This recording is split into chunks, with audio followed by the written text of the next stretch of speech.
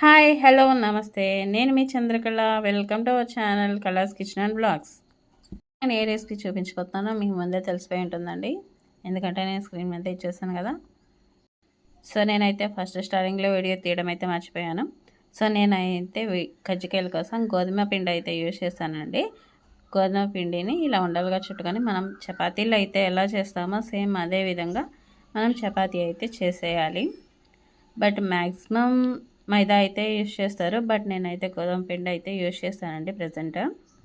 But ఇవైతే మైదా పిండిలాగా క్రిస్పీగా అయితే రాలేదు, చాలా మెత్తగా అయితే ఉన్నాయి అండ్ పూరి తిన్న ఫీలింగ్ అయితే వచ్చింది. సో ఈ విధంగా అయితే కనుక నేను చపాతీ అనేది ఫస్ట్ అయితే రెడీ చేశానండి. అండ్ నెక్స్ట్ కజ్జికాయల చెక్క అండి ఇది. సో దీని మీద అయితే కనుక నేను రెడీ చేసిన ఈ చపాతీ అనేది ఈ విధంగా అయితే పెట్టుకోవాలి. రెండు వైపులా సెట్ చేసుకొని అయితే పెట్టుకోవాలండి. అండ్ నెక్స్ట్ ఇదైతే మనం కజ్జికాయలో పెట్టే స్టఫింగ్ అండి.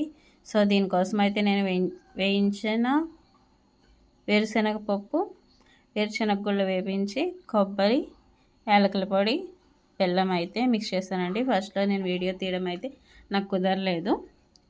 సో ఇంకోసారి నేను ఈ రెసిపీ అనేది చేసినప్పుడు కన్ఫామ్గా నేను వీడియో అయితే పెడతాను. సో కజ్జికాయలలో స్టఫింగ్ అయితే పెట్టేసిన తర్వాత దాన్ని అయితే ఇలా ప్రెస్ చేసేయాలండి.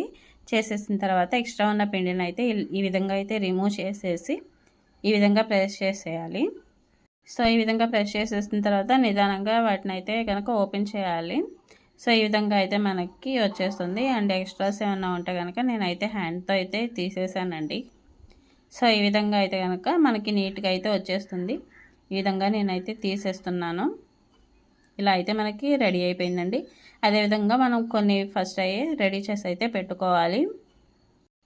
ఇవి రెడీ చేయడమేమో కానీ ఈగల్ని తోలడం అయితే చాలా టైం పట్టేసింది.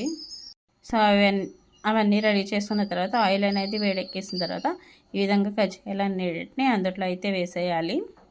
సో అవి ఒక వైపు ఫ్రై అయిన తర్వాత ఆటోమేటిక్గా అవే రెండో వైపు తిరిగిపోతాయండి. సో ఈ విధంగా డీప్ ఫ్రై చేసేసుకొని వాటిని అయితే తీసేసుకొని పక్కన పెట్టుకోవాలి. సో మనకి కజ్జికాయలు అనేది రెడీ అయిపోయింది. నెక్స్ట్ టైం ఈ రెసిపీ అనేది ట్రై చేసినప్పుడు తప్పకుండా ఫుల్ వీడియో అనేది నేను షేర్ చేస్తానండి. సో ఈ విధంగా మన కజ్జికాయలు అయితే రెడీ అయిపోయాయండి. సో ఈ రెసిపీ కనుక మీకు నచ్చినట్లయితే కనుక ప్లీజ్ లైక్ చేసి కామెంట్ చేసి నా వీడియో అనేది షేర్ చేయగలరండి. ఇలాంటి మరిన్ని కొత్త వంటకాల కోసం నా ఛానల్ని సబ్స్క్రైబ్ చేసుకోండి. Please subscribe.